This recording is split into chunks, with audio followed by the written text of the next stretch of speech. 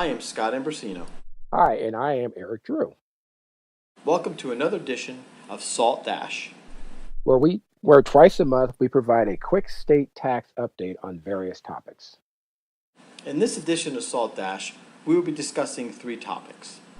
The first topic covers New York's franchise tax and the definition of qualified manufacturer.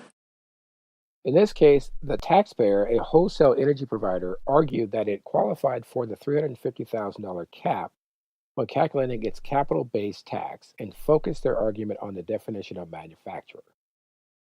They argued that under the cap definition of manufacturer, energy providers are not excluded, as they are under the definition of manufacturer for purposes of claiming the reduced rate when calculating entire net income. However, the ALJ noted that the definition of manufacturer is taken from the investment tax credit, which excludes electricity from the list of production of goods. The ALJ then affirmed the Division of Taxation's determination that a wholesale energy provider did not meet the definition of a qualified New York manufacturer and could not claim the cap of $350,000. So, a key takeaway is to properly review business operations before determining whether a business meets New York's definition of a manufacturer. The second topic covers the classification of routine versus non-routine cleaning services under Washington State's Business and Occupation Tax, otherwise known as the B&O. In this case, Washington State specifies that routine janitorial services such as window washing, floor cleaning, and trash disposal are typically performed by a commercial janitor service. And these types of services are classified and taxable under the B&O as service and other activities. However, non-routine or specialized services to clean or restore an existing building structure, such as painting, repair work, and snow removal, are classified under the B&O as retail sales. Under this scenario, the takeaway is to analyze business operations and then determine the proper B&O tax classification. The third and last topic covers various states' annual conformity to the Internal Revenue Code and the Tax Cuts and Jobs Act, better known as TCJA.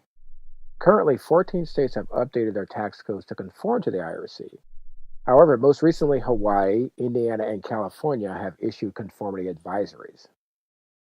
It is important to note that many of the states modify and or decouple from the various IRC sections. Specifically, California corporation tax law conformity is through a specified conformity date, currently January 1st, 2015.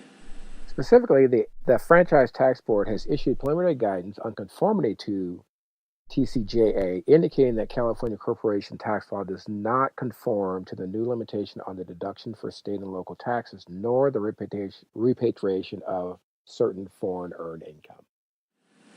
The takeaway is that under normal circumstances, you need to be aware as to when a state conforms to IRC and to what Internal Revenue Code sections they may modify or decouple.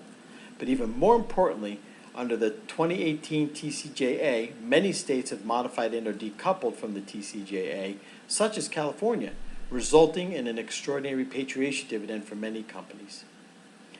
That concludes another edition of Simon Scott Salt Dash. We hope you find this to be insightful and check out our other Salt Dash and Salt Insights and register on our website for our monthly Sea Salt newsletter. And remember, salt matters.